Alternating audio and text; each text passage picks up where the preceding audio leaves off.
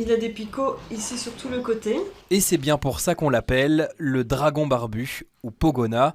Retrouvé hier dans le parc Josaphat, il a atterri ici. Pour l'identifier, il faut d'abord vérifier s'il est pucé. Non, tu vois, il n'est pas identifié.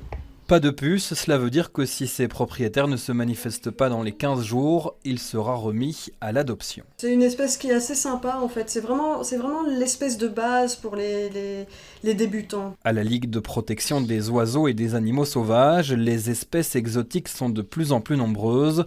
En témoigne ce tamarin, saisi ce week-end par la police. Il est tout à fait interdit de détenir ce genre de singe. En témoigne aussi ce superbe ibis australien.